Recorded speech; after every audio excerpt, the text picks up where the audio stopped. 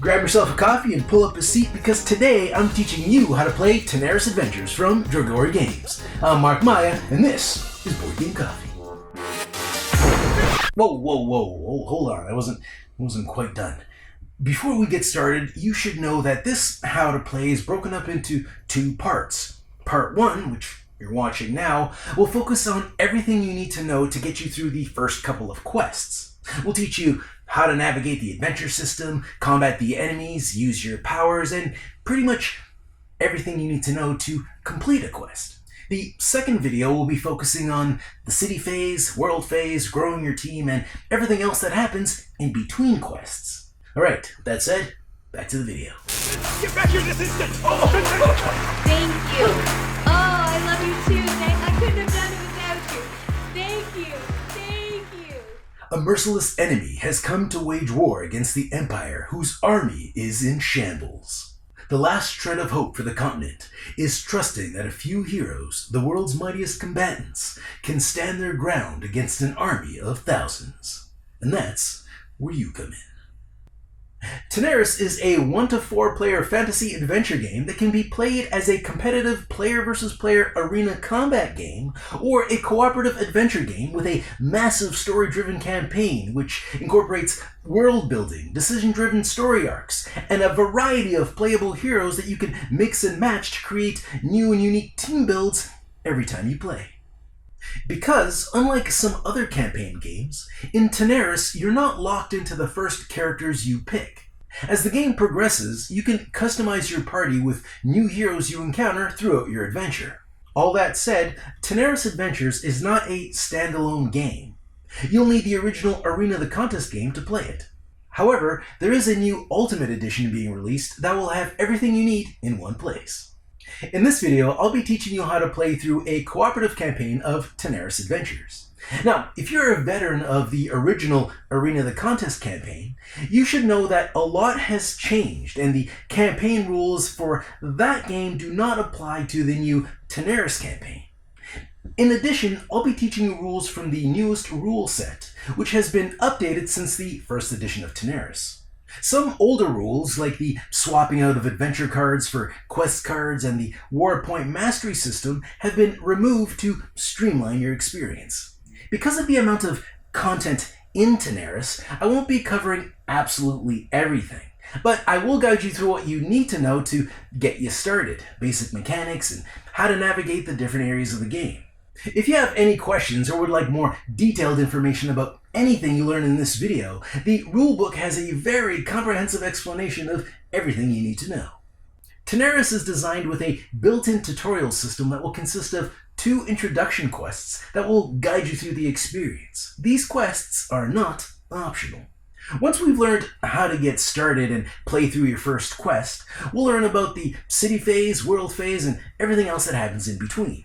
But for that, you'll have to go to part 2 of this how to play video. After that, you'll be able to take over and chart your own course through this huge fantasy-filled world of adventure. Now, I do have one caveat before we get started. My version of the game uses a journal and quest guide to guide you through the campaign. But the new version will have all this information combined into a single campaign book. So, when I talk about reading the journal or quest guide, players with the newest version should refer to their campaign book instead. To make this video more accessible and help you find the information you're looking for, check out the index in the description below. During the campaign, there are 2 main books that you'll be referencing: the journal and the quest guide. Unless you have the newest version of the game, in which case it will all be in the campaign book. The journal will walk you through the bulk of the story and steer your experience based on the choices you make. The quest guide is more of a technical manual that shows you how to set up the board, your primary objective, special rules, and pretty much everything else you need to know pertaining to a particular quest. Alright, now that we have all that cleared up, let's get started. The first thing you'll need to do is find adventure card A. The letter on the adventure card indicates what adventure it's associated with. This, if neglected section, explains what happens if you don't complete this particular quest. And as you can see here, neglecting this first quest is not an option.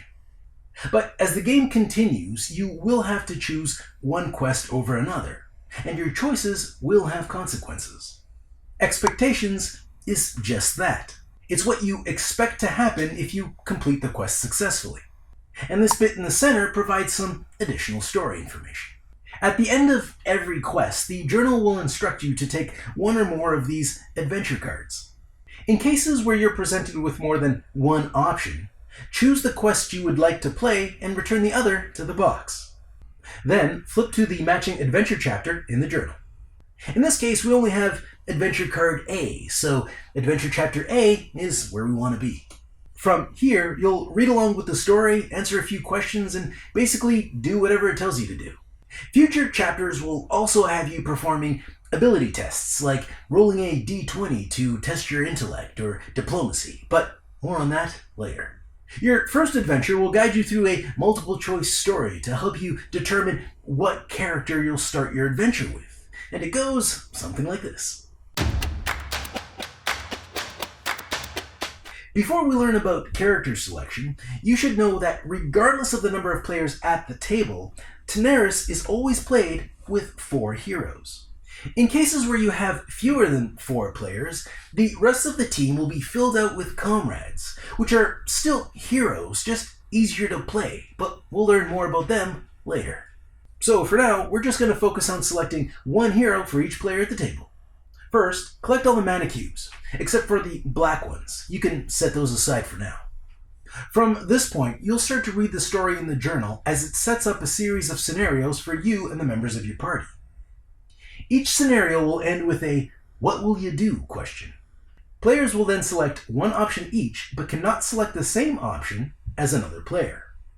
The next section in the journal will tell you what colored cubes to take based on the options you selected. For example, if I chose option B, I would gain 1 gray cube.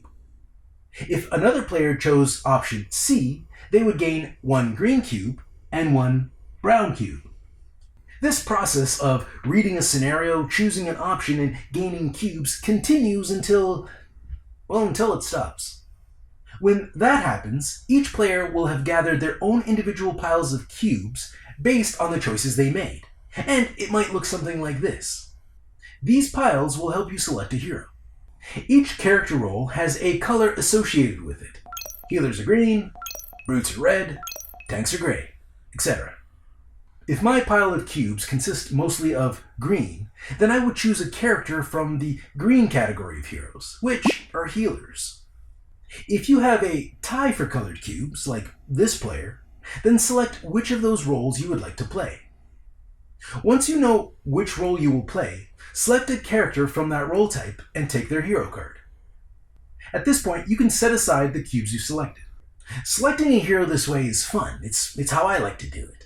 But if you don't want to do it this way, you can skip the whole cube system and just select whatever hero you want to play with. But whichever way you decide to select a hero, via cubes or player choice, there are a few rules you'll need to follow. First and foremost, each hero in your party must come from a different character role grouping. For example, brutes and shooters come from the same group, so you can't have a brute and a shooter on the same team. Secondly, don't select any heroes with this insignia. These are special characters. And lastly, don't use this magenta character, because doing so could cause some story inconsistencies. Once each player has selected their hero, gather the following items. The hero card for the character you selected, which you should already have, a skill pad specific to your hero's role and color, keeping in mind that these pads are double-sided and you'll only be playing with one of those sides, a miniature for your hero, also of matching color, 4 attack cards with your hero's picture on the back. These consist of 2 special cards, indicated by this gold border, and 2 primary cards with this silver border. You'll also need to collect 2 level 0 primary attack cards specific to your hero's role and lay them alongside your other attack cards. Now, Equip your hero with a level 0 starter weapon and armor. The color and insignia at the bottom of the card indicates which hero roles can use that item. Then take 4 level 1 skill tokens and assign them to any 4 different skills on the bottom row of your skill pad, with the numbered side facing up. Collect the 5 mana cubes of your color and keep them nearby for easy access. Do not place them on your skill pad. Lastly, collect the HP token that matches your hero's color and role insignia and its identical smaller version. As mentioned earlier, you always need 4 heroes in your party. So whether you're playing this game with 3 players, 2 players, or solo, you're going to need to fill up your team with comrades. When selecting comrades to fill out your team, feel free to select any hero you want, as long as they follow the same rules mentioned earlier.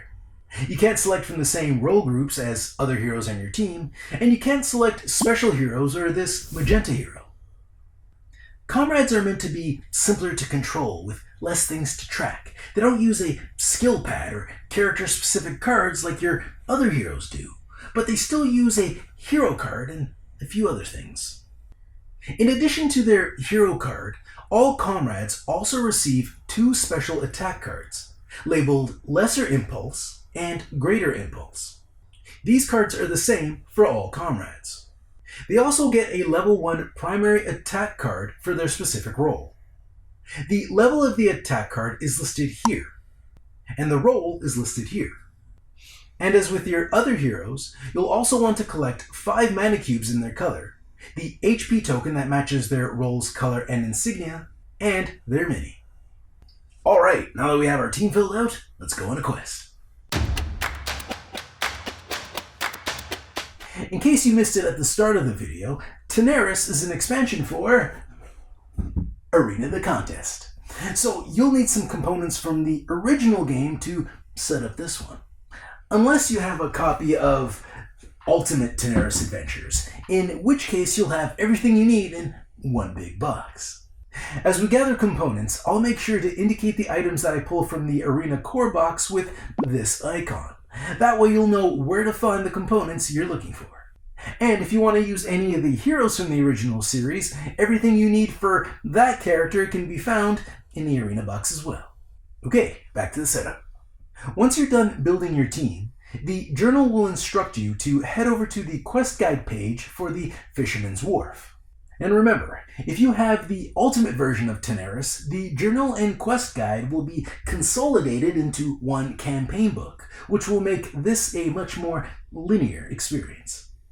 The quest guide portion of the adventure is a comprehensive rule guide for the quest you're about to take on. But before we dive into all that, let's set up the board and components as shown here. The first thing we need to do is place the game board in the center of the table with the blank side face up. Anything shown here with a white border gets placed right away. Components with colored borders are linked to specific events and won't be placed until an event tells you to place them. But regardless of the border color, you should gather everything you need now so it's ready when you need it.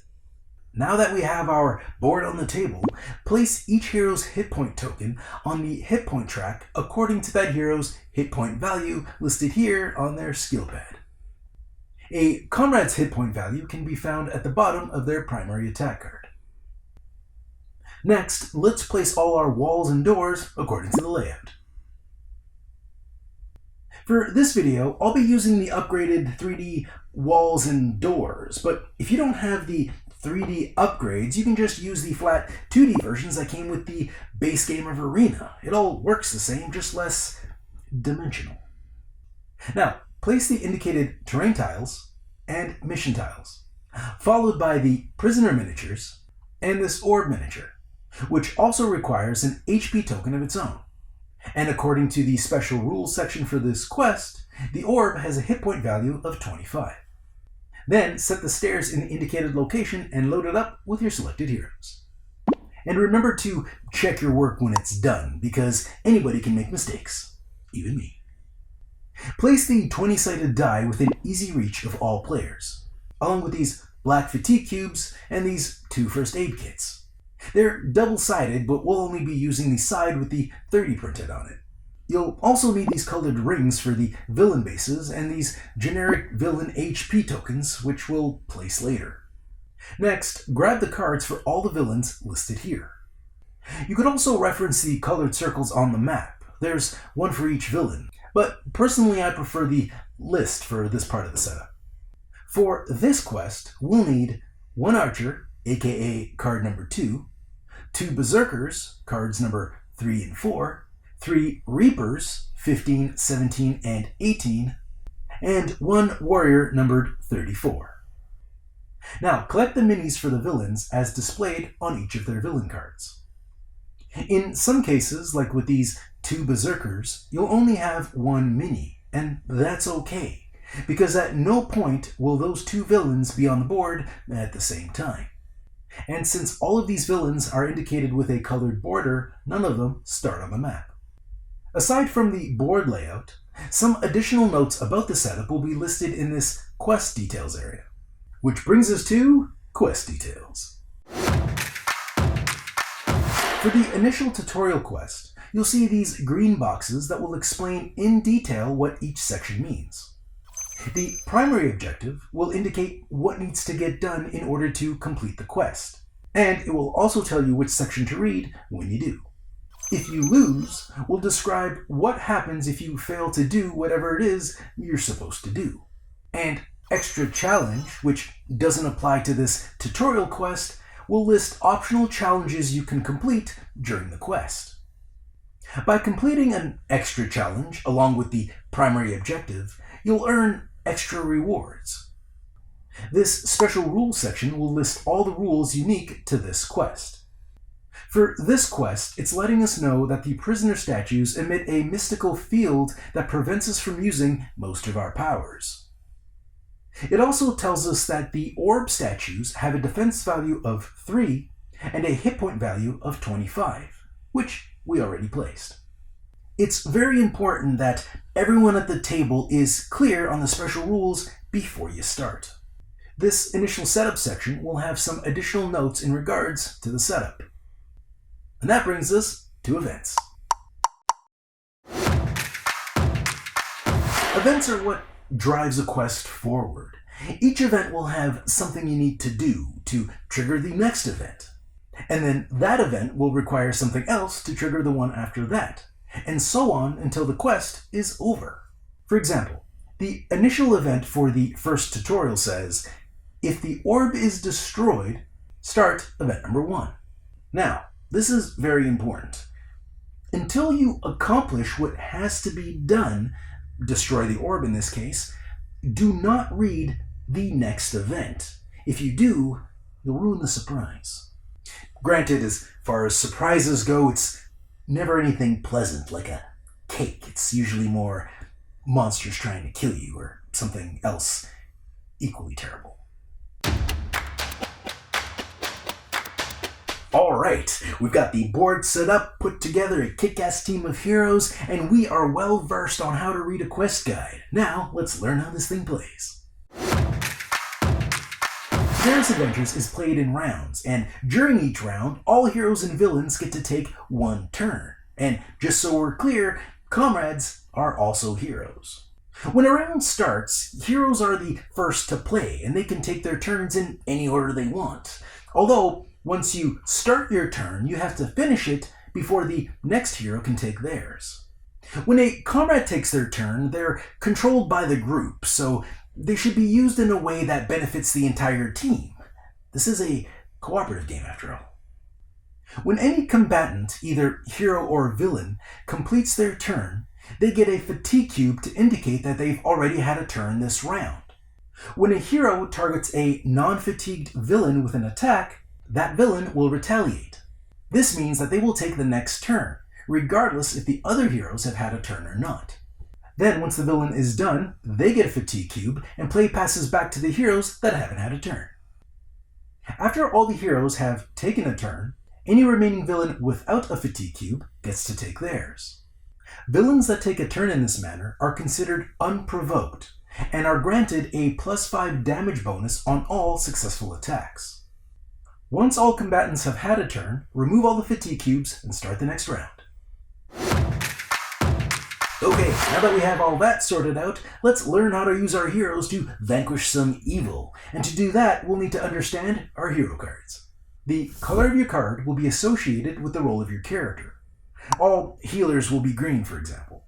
The title to the left of that is the name of your passive effect. Every hero has one, and each of them has a trigger and effect. Meaning, when this happens, do this. When you see a number in brackets as part of an effect, it's indicating a range. So, in this example, if an ally is within 3 spaces of this hero when they land their first hit of their turn, they'll deal an additional 5 damage to their target. But keep in mind, these triggers only happen if your attack is successful. And even if it is successful, you don't have to apply the effect if you don't want to. Below that is the name of your hero, and below that are their abilities.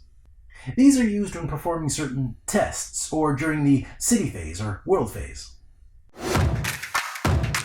Okay, here we go. On your turn, you can perform 1 move action and 1 primary action in any order you want. When taking a move action, you can do one of the following. You can move, sidestep, or focus. When taking a primary action, you can either perform a basic attack, primary attack, special attack, or take an extra move action. Let's go over how each of those work, starting with the move action. Moving allows your hero to move 1 space for every point of movement they have, which is listed here at the top of their skill pad. For comrades, this value is listed at the bottom of their primary attack card. Figures can move orthogonally or diagonally most of the time, but they can't move diagonally if it means clipping the corner of a barrier, like this wall, for example. In a case like this, they would need to take the long way around. While moving, you're allowed to pass through allies, but you can't pass through walls, barricades, or enemies. And you can never end your movement on a space with another figure. It's important to note that although you don't need to spend all your move points when moving, you can't move a few spaces, perform a primary action, then move again. Once you end your movement, it's over. The only exception to this rule is when you interact with something. For example, I can move 3 spaces, spend a move point to interact with this chest, then continue to spend the rest of my move points. But remember, it does cost a move point to interact. Taking a sidestep allows your hero to move 1 space in any direction at the cost of all your move points. I know this sounds costly, but it's a good way to get away from a villain without taking any reaction damage. We'll talk more on reaction damage later in the video. If there are no villains within 3 spaces of your hero, you can forfeit all your move points to reduce a target's defense by 3. This works great when making a ranged attack because it makes your target easier to hit. The primary action is mainly used to attack an opponent, and there are 3 types of attacks to choose from: basic, primary, and special. So first, let's go over the common rules shared between many of these attacks. When performing an attack, you will select one of the available attacks laid out in front of you. These cards represent your primary and special attacks. When you use a primary attack, the cards with the silver border, it gets flipped over to indicate that it's been used.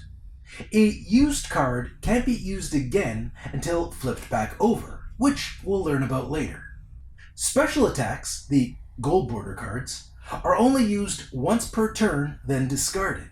You'll get them back at the end of the quest. The basic attack is the only attack that's not flipped or discarded when used. All the information you need to perform an attack will be listed on the card itself. In the case of a basic attack, the information you need will be displayed at the top of your skill pad.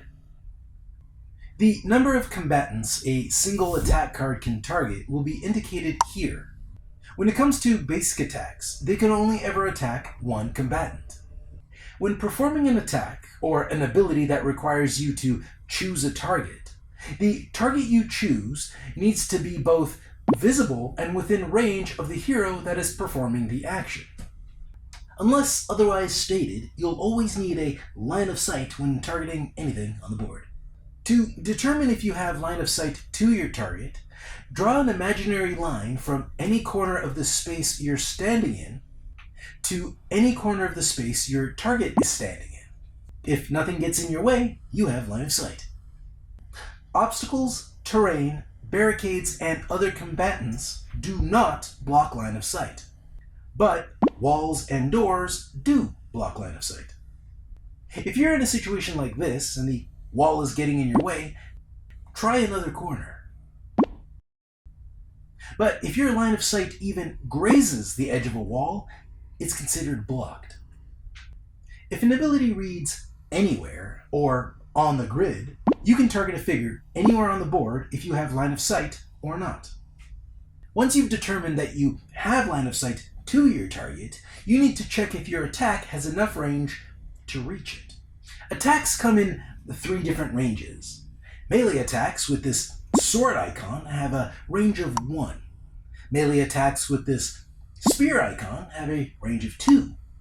And ranged attacks, indicated with this bow and arrow, can reach a target up to 8 spaces away. When performing a basic attack, the range of the attack will be listed on the hero's skill pad.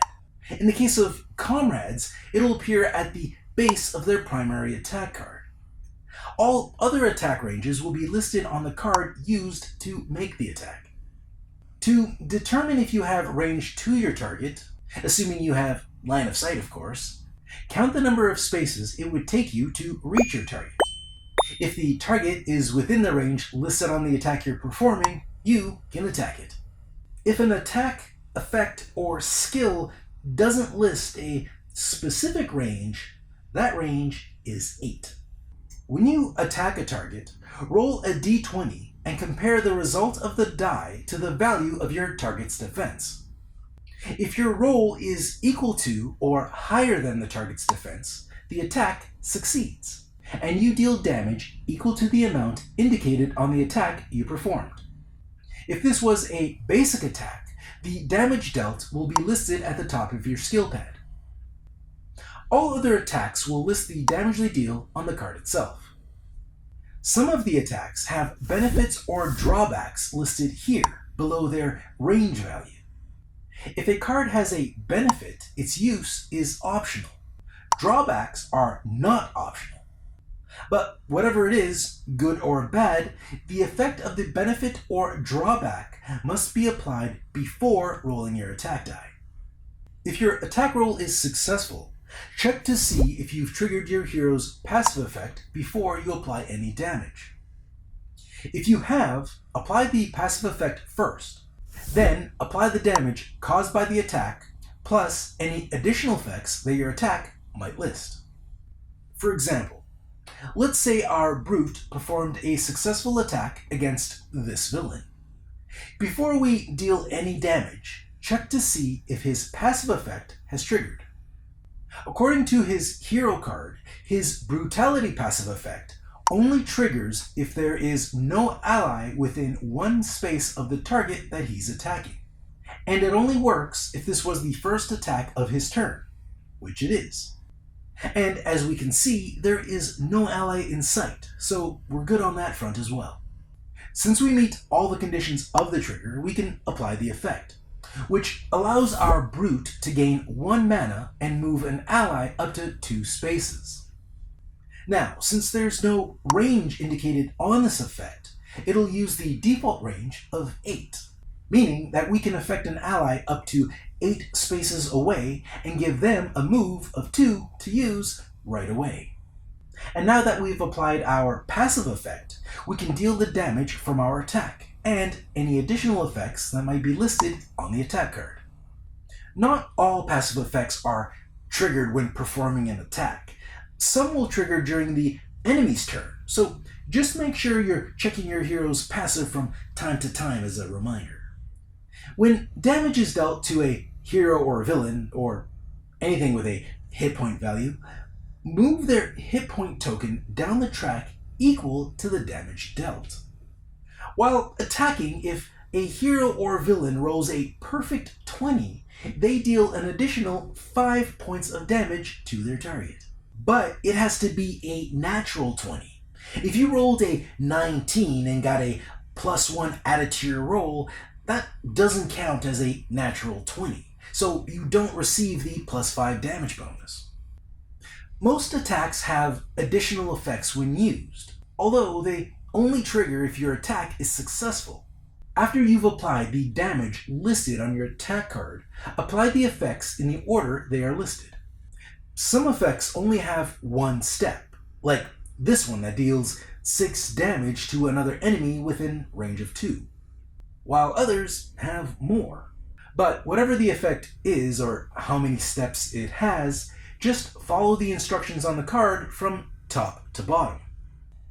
Okay, so we know what happens when our attacks are successful, but what if we miss?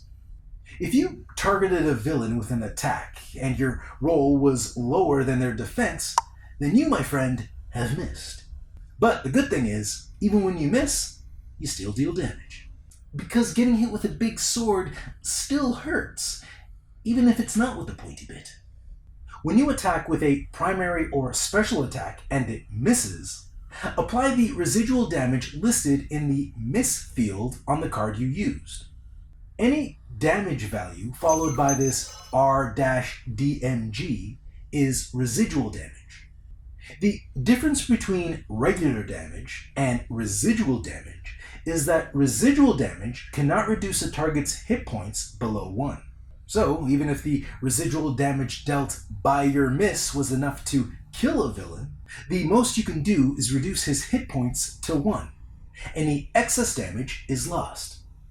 And residual damage also ignores all conditions that might prevent damage, except for shields. In addition, when you miss with a primary or special attack, you'll also receive 1 mana cube in your color that you'll hold on your skill pad. And while we're on the topic, if your comrades ever receive mana, just place it on their hero card. And just so we're clear, when you miss with a basic attack, nothing happens. No residual damage and no free mana. Alright, now that you're familiar with the fundamentals of attacking, let's see what makes each of these attack types different.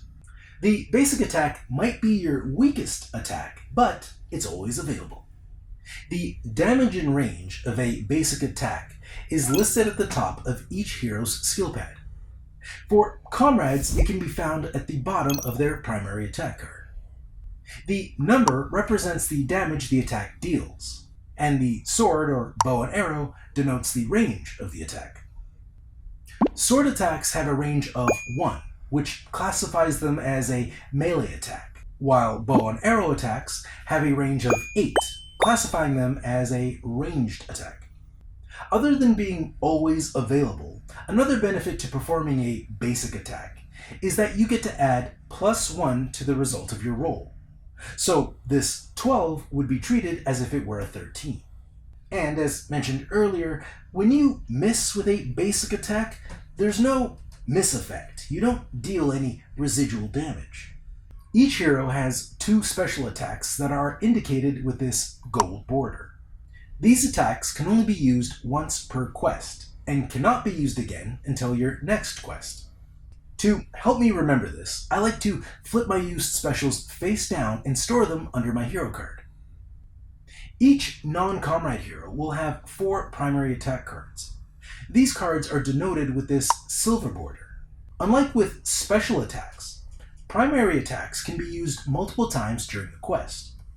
When you use a primary attack, flip it face down to indicate that it's been used.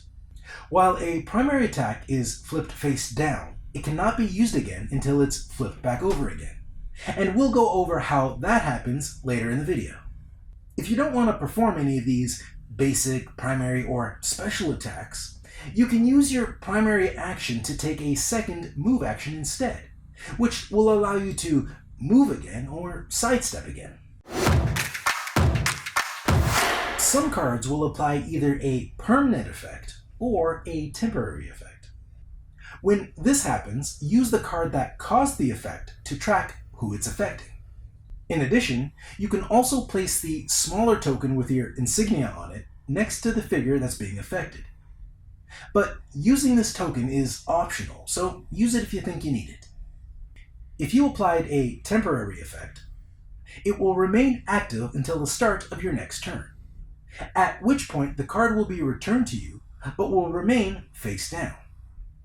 Any permanent effect you apply will remain in effect until you complete a cycle, and we'll learn more about cycles later in the video. But when you do get those effects back, they will be removed from play and can't be used again this quest. Oh, and if you did use the token, don't forget to take that off when you get the card back.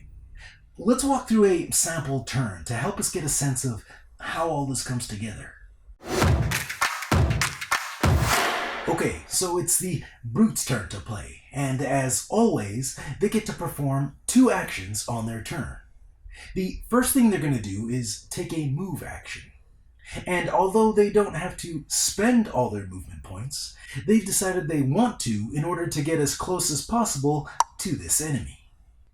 For their second action, they choose to perform this primary attack against that villain. Now, if we look at our primary attack card, we can see that it only has a range of 1, which means this villain is too far for us to attack. But not for long.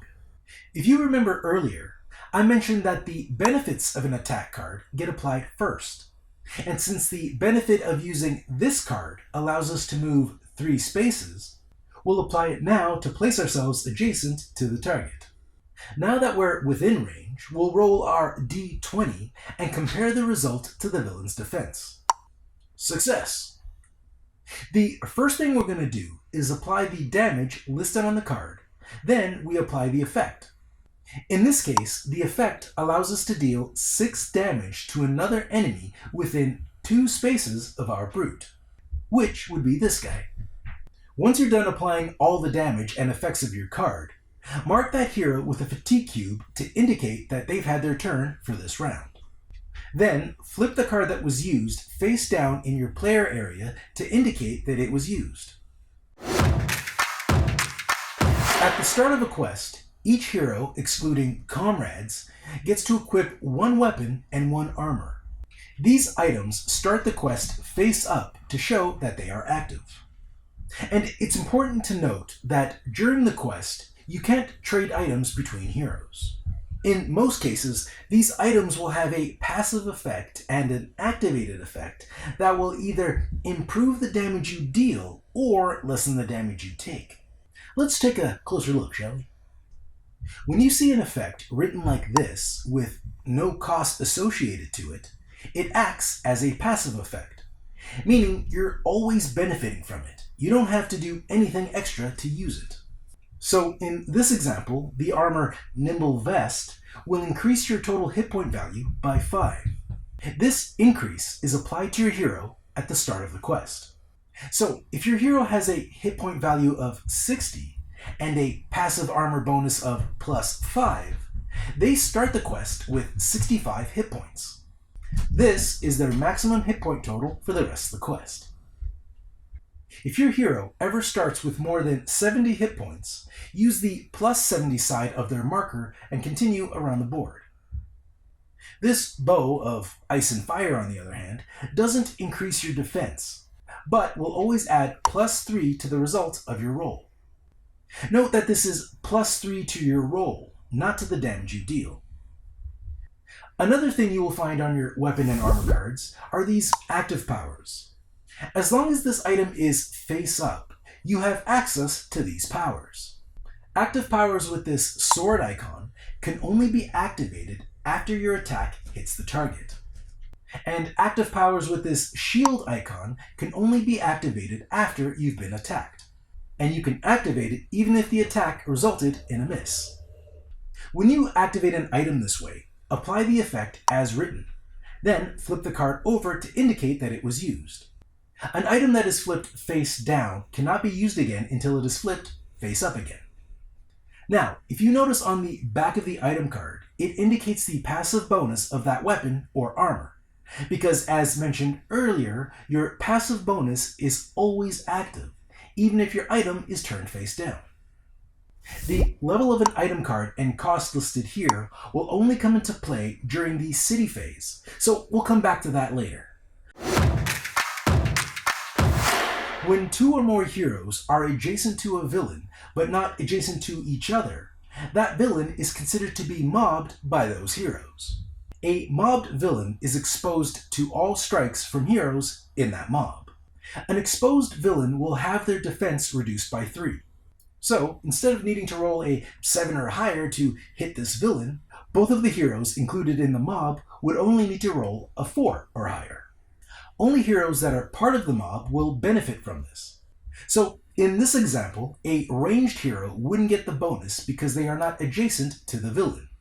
And this hero here wouldn't get the bonus because to be part of a mob, they cannot be adjacent to another hero.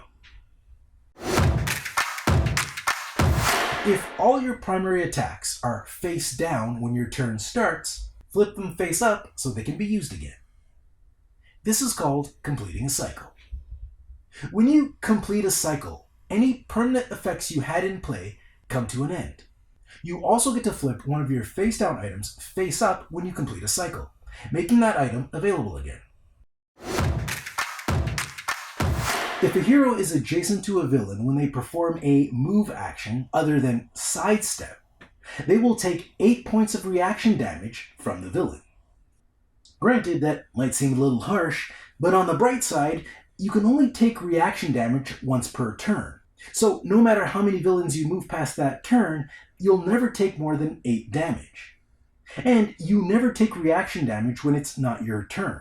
So if another combatant moves you during their turn, you'll avoid all reaction damage from adjacent enemies. Performing a sidestep while next to a villain will not cause you to take reaction damage. This is a good way to get some distance between you and the villain without getting hurt. Another way to take reaction damage is if a hero performs a ranged attack while adjacent to an enemy. The damage will come from the enemy they are adjacent to, regardless of which enemy the hero is attacking. Now, as bad as reaction damage might seem, you should know that all these rules apply to the enemy as well. The only difference is the amount of damage they take. A villain always deals 8 points of reaction damage, but the amount of reaction damage a hero deals may differ. How much reaction damage a hero deals to a villain will be listed at the top of their skill pad. Or if it's a comrade dealing the damage, it'll be listed here on their primary attack card. And since reaction damage isn't classified as an attack, shields cannot be used to reduce that damage, nor will any damage boosting effects increase the damage. Okay, so we've learned a lot about attacking, passive effects, triggers, and a bunch of other stuff. But to get the most out of your hero, you're going to want to master their skill pad. First thing you should know is that skill pads are role specific. So no matter what healer character you play, you'll always use the green skill pad with the healer insignia. The skill pad is broken up into hero stats, skills, a place to hold your available mana, and this instructional area here. For now, let's start with the role stats at the top. This is your hero's maximum hit points. They start each quest with this much health and can never heal beyond it. The exception to this rule involves armor. When a hero is wearing armor like this one, it will increase their maximum hit point value by the amount shown here. This is how much damage your character deals when they hit with a basic attack. The icon below it will indicate the attack type and range. Any attack roll against you must be equal to or exceed this defense value to qualify as a hit. This is how many movement points you have to spend each turn. And this is how much reaction damage your hero deals when an adjacent villain performs a move action other than sidestep or makes a ranged attack. The skill section of the skill pad is broken up into 2 parts. Skills that you can activate during an ally's turn, and skills that you can activate during a villain's turn. note that there are no skills that you can activate on your turn. And when you do activate skills, either on a villain or ally turn, each hero can only do so once per each of those turns. Although there are a lot of skills listed on this board, the only skills you have access to are the ones with these tokens that you assigned at the start of the quest. Level 1 skill tokens can only be used on the first row here, but as the campaign continues, you'll unlock higher level skill tokens that gain you access to more powerful skills. To use a skill, simply flip the token on that skill to its charged side, and pay the mana cost listed here. Then apply the effect as described in that skill's window. Now, this is important. If a skill doesn't indicate a range for its effect, the range is always 8, and you'll need line of sight to the target. For example, the Restoration skill doesn't list a range, which means you can heal a hero up to 8 spaces away by 3 points. The 8 range rule is also indicated here to help you remember. If the skill you want to use already has a charged token on it, increase the cost to use that skill by 1, and leave the token with its charged side face up. Whenever all 4 skill tokens are charged like this, immediately activate your total charge ability and flip all your skill tokens to their non-charged side. Each character role will have a different total charge ability, and what that ability does will be described here on their skill pad. And as explained here, at any time, even on your turn, you can pay 1 mana per skill token that you want to charge. Now, there are a few reasons why you might want to do this. Either you want to trigger your total charge ability sooner, or your mana pool is full and you know you have more mana incoming, so you might as well spend it to get that charge boost. Did I mention you can only ever have 5 mana at a time? This area here is your mana pool. Any mana you earn is stored here to a maximum of 5, which works out because each character only has 5 mana cubes in their color. Whenever you spend a mana, just remove it from your pool and keep it somewhere nearby, because one way or another, you're going to get it back. There are a few different ways to gain mana. Whenever a hero kills a villain, they earn 1 mana. If a hero attacks a villain with a primary attack or special attack, and they miss, they earn 1 mana. And there are a few hero effects and abilities, like this one here, that will generate mana when used. Alright, now it's time for the villains to fight back. But first, let's take a look at a villain card. The name or type of a villain will be listed here at the top, and the mini used to represent this villain is depicted here so you know what you're looking for. The stats for their hit points, defense, movement points, and reaction damage can all be found along the edge of their card. They're just like hero stats, except for this little +5 here, which we'll revisit in a little bit. Over here is their level, and this number at the bottom is used to find and organize your villain cards. In this bottom window, you'll find the villain's passive effect, and it works just like a hero's passive effect. This area here is what you'll follow when the villain attacks, and it works much like a hero's attack card. The range of an attack is indicated here. The damage it deals, if the attack is successful, is displayed right below that. And any additional effects the attack might cause will be described in this window here. Just do as it says, reading it from top to bottom. If the attack misses, it deals this much residual damage. And this window here reminds us that if they roll a critical hit, which means rolling a natural 20, we need to add +5 to the damage this villain deals. This also happens when the villain attacks while unprovoked, but we'll go over that later. Now, up till this point, you've probably noticed that the villain's attack has a lot in common with a hero's attack. But there's one major difference. You see, instead of attacking whoever they want, a villain will attack their favorite target, which is identified by the color of the enemy and the icon in this window. There are 4 different categories of favorites. Red villains will target the hero with the highest hit point value. Orange villains will target the hero with the lowest hit point value. Blue villains will target the furthest hero within reach. And green villains will target the hero with the most mana. Now, if you find that all a little too much to remember, don't worry. All the villains' favorites are explained here on this handy-dandy player aid. Let's run through an example, shall we? Let's say this villain is taking their turn. The first thing he's going to do is look for his favorite target. And as we can see here, his favorite target is the hero with the most hit points. If there are two heroes tied for the most hit points, he'll target the hero that requires the least amount of movement points to reach, even if that means walking through lava.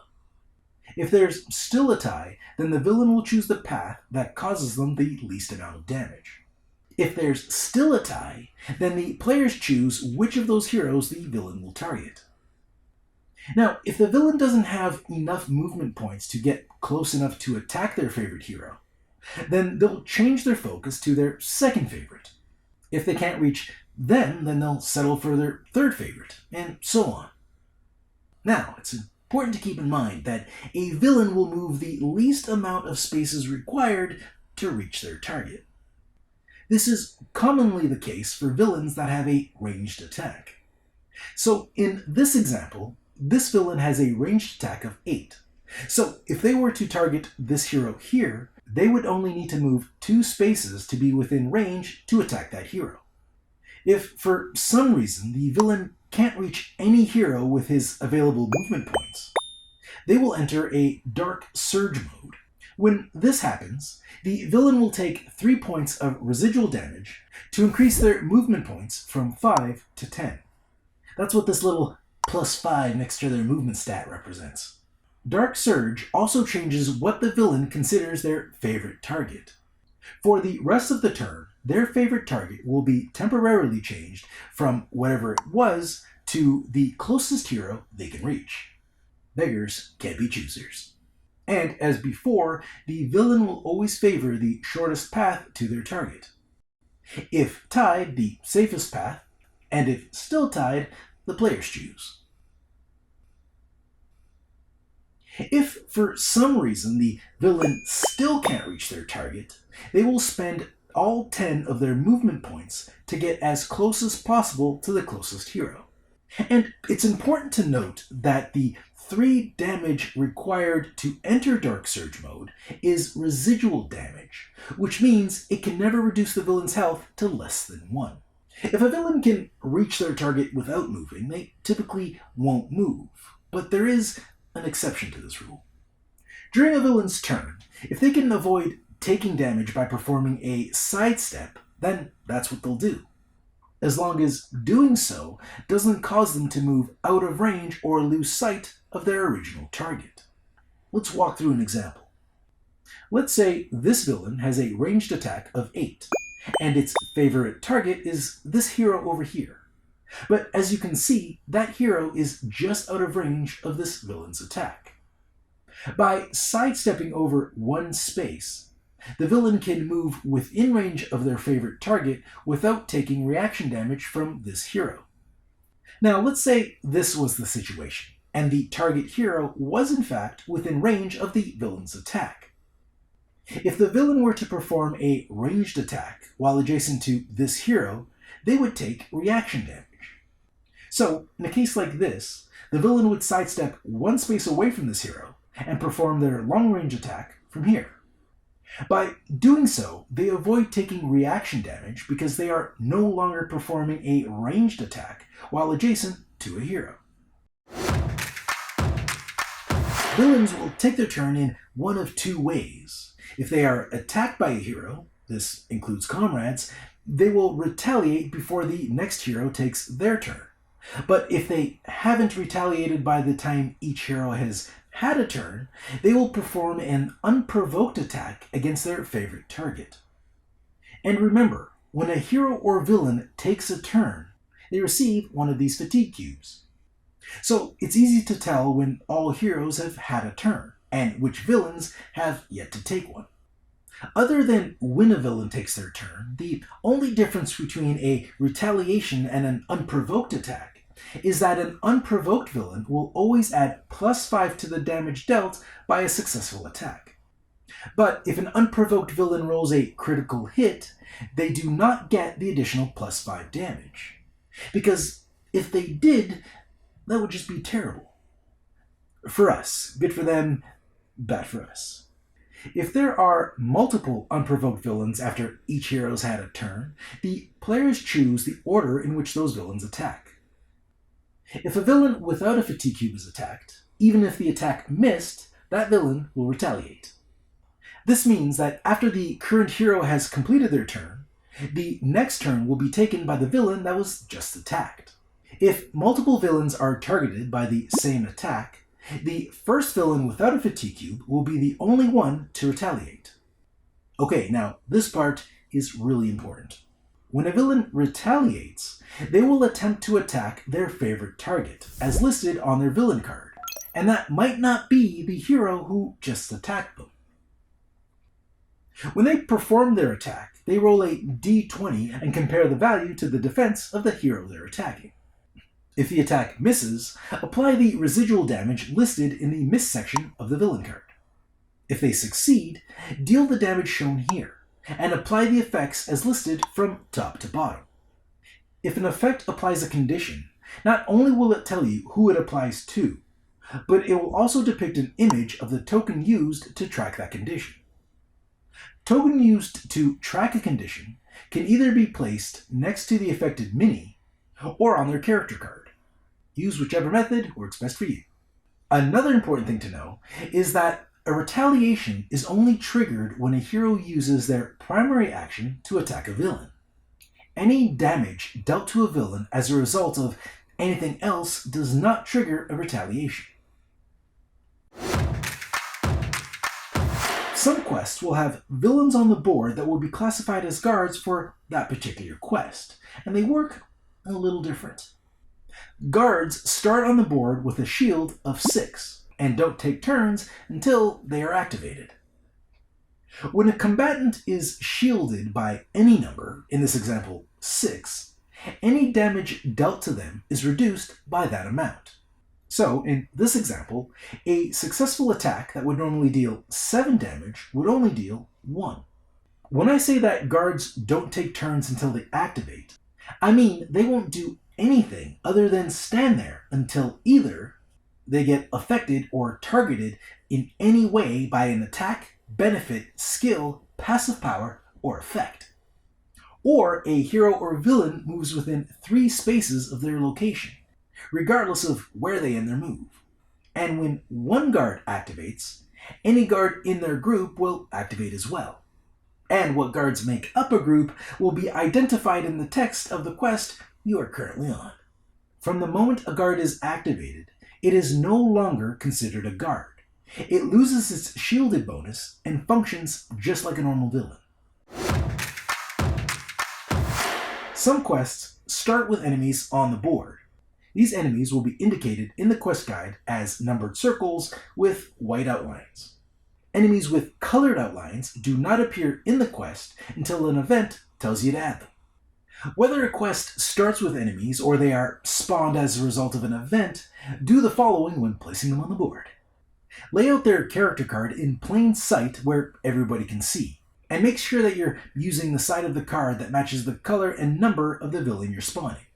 Attach the circular base that matches the color of the villain card, and place the villain's mini in the indicated location that matches the number and color of the card. Next, take the generic villain token of the matching color and place it on the HP track according to that villain's hit point value. When you come across a situation where you have to place 2 different enemies of the same color, like these 2 green enemies, attach a green circle base to one and a green hex base to the other. Then place the circle HP token based on the hit point value of the villain with the circle base, and the hex HP token based on the hit point value of the villain with the hex base. Comrades are additional heroes used to fill up your team when you're playing with less than 4 players. Comrades are simpler to use due to the fact that they have fewer attack cards and no skill pad. But for the most part, they move, attack, and follow the same rules as any other player, taking one move action and one primary action per turn. So, let's go over what makes a Comrade different. As I mentioned earlier, they have no skill pad, but they still collect mana up to a maximum of 5 in their color. Instead of a skill pad, each Comrade has a simple skill, and depending on your character's role, it'll either be a healing skill or a damage dealing skill. Just like the skills you would find on a skill pad, Comrade skills can only be used during an ally's turn or a villain's turn. To use a simple skill, pay the mana listed and apply the effect. The more mana you pay, the more powerful the effect. For example, this Comrade has a healing skill, so on an ally or villain's turn, they can use their simple skill to heal a single hero, even themselves. All they have to do is announce that they are using their skill, pay one of the mana costs listed on their primary attack card, and heal the target by that amount. Standard heroes, the non-Comrade types, can pay for their skills with the mana that Comrades earn.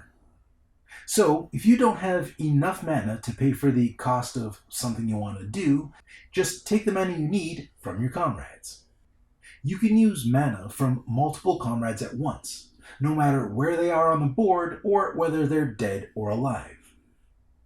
All Comrades have 2 special attack cards, a Lesser Impulse and a Greater Impulse. These are the same for every Comrade. These special cards can only be used once per quest, just like the hero specials we saw earlier. The difference is these cards don't cost an action to use, which means a Comrade can perform a move action, primary action, and still use one of their special cards. But Comrade specials can only be used at the end of that Comrade's turn, as stated on the card. Comrades only have one primary attack card, and it never flips over. But other than that, it works just like any other primary attack card. In some cases, maybe due to an effect of some sort, a Comrade might be required to do something that would be impossible for them to do, like flip their primary attack card, which they never do. Or maybe something tells them to charge up a skill token, which they can't do because they don't have any skill tokens. So instead of flipping any cards or tokens, a Comrade will heal 3 points of health instead. Not a bad trade-off. A villain dies as soon as their hit points reach 0. When that happens, take their hit point token off the track, their mini off the board, and remove the colored base that's attached to it. You might need it for another enemy before the quest is done. Heroes, including Comrades, also die when their hit points reach 0, but it's not as permanent as you might think, and it works a little different than it does for a villain. When a hero dies, take their mini off the board and replace it with that hero's hit point token. This will act as a reminder of where their body lies. Other combatants can pass through this space and even stop on it as if it were empty. If a dead hero had a fatigue cube on them, make sure you leave it there, and only take it off when a new round starts, just as you would if they were still alive. In fact, nothing else about that hero changes. Cards, skill tokens, mana, conditions, it all stays the same. Nothing gets reset, flipped, or removed. And if an effect allows it, a dead hero can still gain mana. Although they can't be healed, but they can be revived on that hero's next turn, because even a dead hero still gets a turn. The dead hero without a fatigue cube must take their turn before the end of the round, but they can take it any time during the round, just as if they were alive. When a dead hero starts their turn, the first thing they must do is use one of the 2 first aid kits that were set aside at the start of the quest. When this happens, place the hero mini back on the board in the location marked by their hit point token. If the space where they died is now occupied, Just place the reviving hero in the nearest adjacent space. Now, since we're using the 30-point first aid kit for this quest, set that hero's hit point token to 30 on the hit point track. And, as a bonus, all your living allies also get to heal 10 hit points. Now, if a dead hero's turn comes up, and there are no first aid kits left, then the players fail the quest. During your quest, you'll probably come across one or more of these different terrain tiles. Some might cause you damage when you walk over them, while others will slow you down. There are quite a few different terrain types in the game, so for the purposes of this video, I'll be going over some of the more common terrain tiles. If you're looking for information on a tile not mentioned in this video, just check out the index in the rulebook and it'll guide you to the answers you seek. There's also a terrain reference section in the player aid. And keep in mind, even though I'll be using the hero miniatures in these examples, terrain tiles affect both heroes and villains in the same way. Any combatant that enters a lava or spike tile for any reason will suffer 4 points of damage. But if you're already on a lava or spike tile, and you move into another lava or spike space, you do not take additional damage, unless you end your movement on one of those spaces. Additionally, if you move diagonally across the corner of any tile, you still suffer the consequences of that tile. So moving from here to here would still deal 4 points of damage. On the bright side, you can't suffer this damage more than once per turn. So if my hero walks across this corner into the lava and stops here, I would still only take 4 points of damage. Swamp and ruin tiles don't deal damage, but they do slow you down. Unlike regular spaces that cost 1 move point to move into, each space on a ruin or swamp tile costs 2 points to move into. This extra cost only applies when a combatant moves itself by either performing an action or applying an effect. If a combatant is moved for any other reason, villain skill, ally effect, etc., do not apply the extra cost. Any combatant standing on an altar is considered to be blessed. While blessed, combatants roll twice when performing a primary attack and keep the best result, although they can only do this once per turn. But if the combatant already has the blessed condition due to some other effect, they only get the benefit of one blessing, not both. Mission tiles are quest specific, so what they do will be outlined in the quest guide for the quest you're on. Unless otherwise stated in the quest notes, stairs are simply a starting point for your heroes and can be moved through normally. And the last terrain tile I'd like to cover is ice. And remember, even though I'm using a hero for this example, and I'll be referring to heroes and hero teams, the same rule applies if the roles were reversed and it was a villain passing through the ice tile. If anyone on your team, including yourself, is responsible for an action or effect that moves you through an ice tile, treat it as though it was a swamp tile, and spend 2 move points per space you move into. This is called treading carefully. Now, if the reason you're moving through an ice tile is due to the effect of someone or something not on your team, then things start to get a little slippery. Let's say, for example, this villain has pushed you 4 spaces in this direction, and after moving 2 spaces, your hero steps onto the ice tile. At this point, ignore the rest of the push value and slide your hero across the entire tile and 3 spaces beyond, continuing in the same direction. The 3 spaces moved once off the ice is the same no matter what the source was that caused the hero to slip across. Think of it as the hero stumbling before they gain their footing and come to a full stop. But if during this process of stumbling the hero steps onto another ice tile, the slipping process will start all over again. Now, if at any point during all this slipping and stumbling our hero comes into contact with a barrier or obstacle, they take 4 points of damage.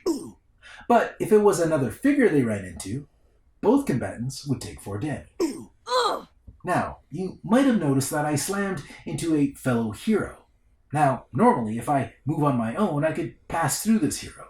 But since this was a forced move caused by an enemy, I do not pass through this other hero, but instead slam into them. Whether you win or lose a quest, all you have to do is follow the instructions on the quest page. It'll guide you through what you have to do and what you need to read. Losing the tutorial quest will simply instruct you to try again. But winning will instruct you to read the indicated chapter and section. Although, keep in mind, the sections listed in your book might be different than mine. Once you're done reading, go to your campaign log, mark off the quest you just completed, and keep your adventure card somewhere safe. Then, grab the next adventure card, in this case B, and head over to the matching adventure pages in the journal. And just like we did at the start, follow along with the story, answer any questions you're asked, and do whatever it tells you to do. Once your adventure takes you beyond the opening tutorial quests, you won't necessarily move on to the next quest in alphabetical order. At some point, the text you'll be asked to read will instruct you to choose between multiple adventure cards, each of which will take you on a different path. When you do, select the adventure card you think is the highest priority and place the other one back in the box. Alright, and with that we wrap up part 1 of How to Play Tanares Adventures. Once you've played through the tutorial levels and you're ready to learn what happens after you've completed a non-tutorial quest, head over to part 2 of How to Play Tanares Adventures and I'll teach you all about the city phase, world phase, how to build a team, and a whole bunch of other stuff. And as always, I hope this video helped, and I hope you enjoy playing Tanares Adventures. See you in part 2. Thanks for joining us. If you like this video and you want to see more, subscribe to our channel. It's the best way to keep up to date with everything we do here at Board Game Coffee. But if you want to see more right now, we got plenty of videos to choose from. And if that's not enough, follow us on Instagram, Facebook, and Twitter. I'm Mark Maya, and this is Board Game Coffee. And remember, have fun, keep gaming, be social. See you next week.